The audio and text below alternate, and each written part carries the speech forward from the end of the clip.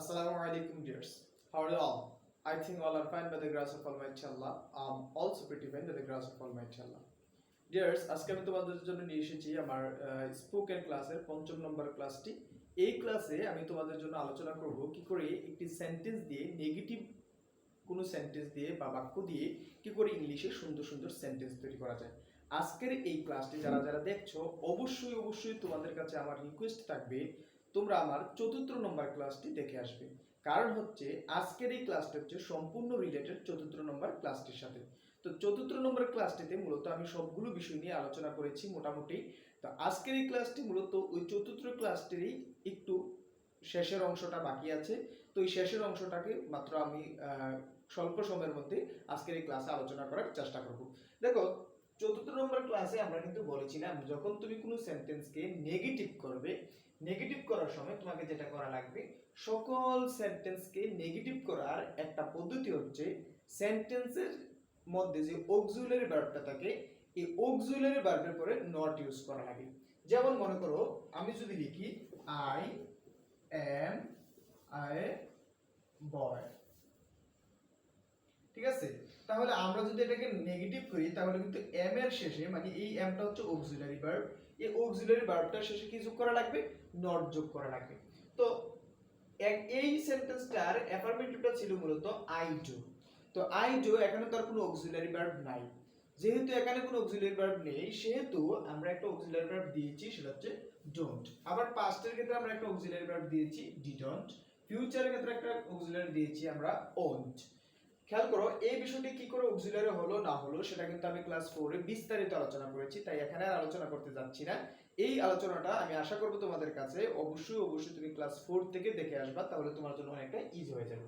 আজকে হচ্ছে আমি মূলত তোমাদের সামনে যে জিনিসটা দেখাবো সেটা হচ্ছে আমি কতগুলো ওয়ার্ড নিয়েছি, এই ওয়ার্ডগুলো দিয়ে আমি একটু তোমাদেরকে প্র্যাকটিস করে দেখাবো। তোমরা এই ওয়ার্ডগুলো দিয়ে মূলত কি করে প্র্যাকটিস করবা। দেখো এখানে আমি শুধু আই লিখেছি, আই এর পরিবর্তে কিন্তু আমরা যে ওয়ার্ডগুলো দিয়ে সাধারণত প্র্যাকটিস করি সেগুলো হচ্ছে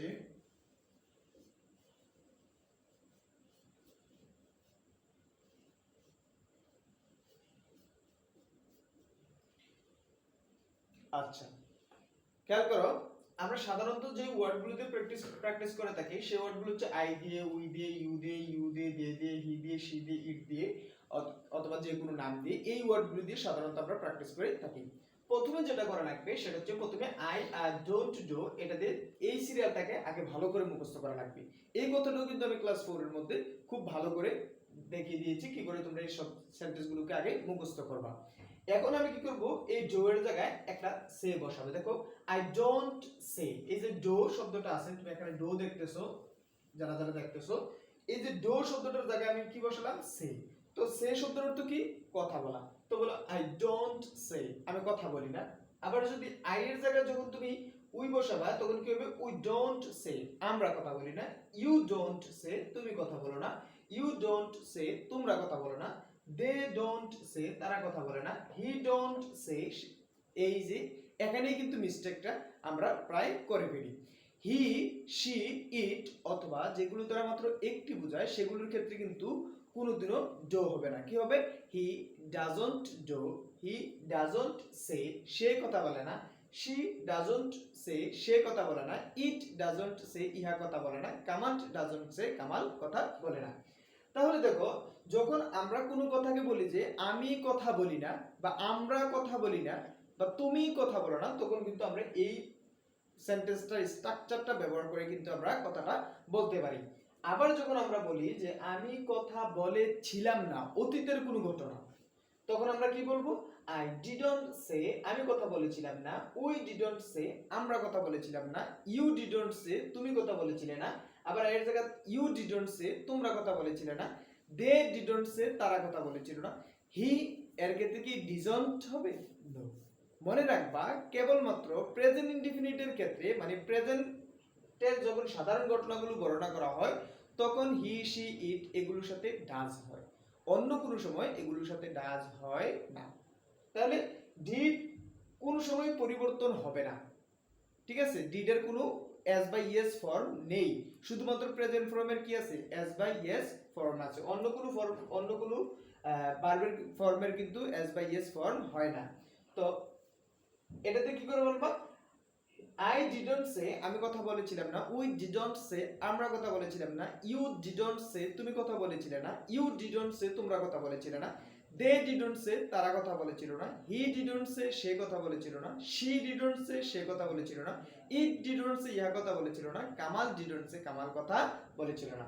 আবার যখন আমরা ফিউচারে কোনো কিছু বলতে যাব যে আমি কথা বলবো না, প্রথমে আমরা বললাম আমি কথা বলি না, I don't say। আবার আমরা বললাম আমি কথা বলেছিলাম না, I didn't say।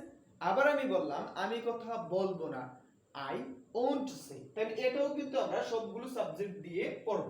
এই যে এখানে দেখো সাবজেক্টগুলো লিখেছি, সাবজেক্টগুলো দিয়ে কিন্তু পড়ব। কি করে? আমি কথা বলবো না, I won't say। আমরা কথা বলবো না, you won't, we won't say। তুমি কথা বলবে না, you won't say। তোমরা কথা বলবে না, you won't say। তারা কথা বলবে না, they won't say।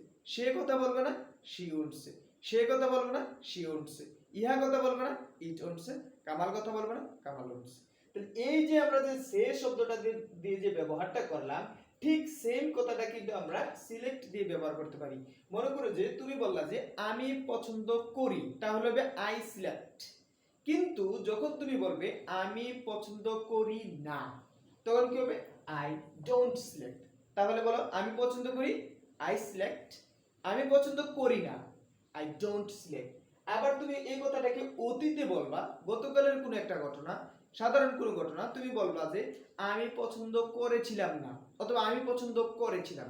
যদি বলো যে আমি পছন্দ করেছিলাম, তাহলে হবে I selected। আর যখন তুমি বলবে আমি পছন্দ করেছিলাম না, I didn't select। এটা কিন্তু আবার সিলেক্টেড হবে না। এই কথাটা কিন্তু খুবই গুরুত্বপূর্ণ।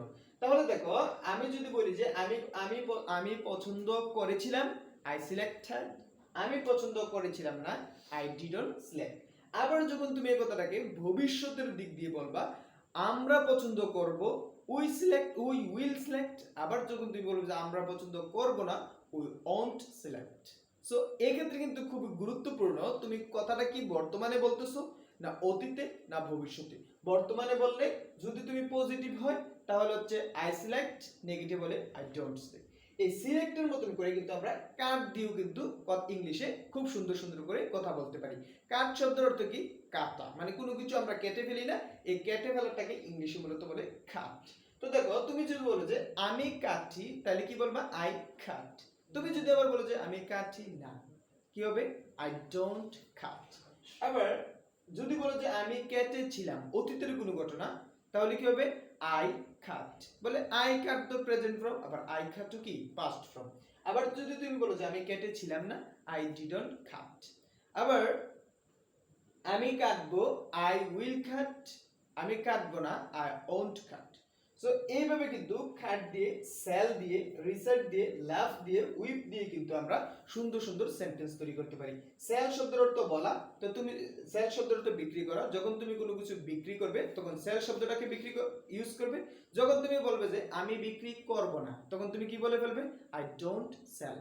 আবার আমি আবৃত্তি করেছিলাম না, I didn't recite। আমি হাসবো না, I won't laugh। তাহলে আমরা বুঝতে পারলাম যখন তুমি বর্তমানের কোনো ঘটনাকে বলতে চাবা, তখন হচ্ছে তোমাকে ডোন্ট শব্দটা ব্যবহার করা লাগবে, অতীতের হলে ডিডন্ট, ভবিষ্যতের হলে ওন্ট। এইভাবে কিন্তু আমাদেরকে ব্যবহার করা লাগবে। সো ডিয়ার্স, আমার ক্লাসটা যদি অবশ্যই বুঝে থাকো, তাহলে অবশ্যই তুমি তোমার কমেন্টে জানাতে পারো ক্লাসটি কিরকম লাগলো। আর অবশ্যই এইভাবে যদি পড়ো, আশা করি যে তোমার ইংলিশের ফ্লুয়েন্সিটা অনেকটা বেড়ে যাবে।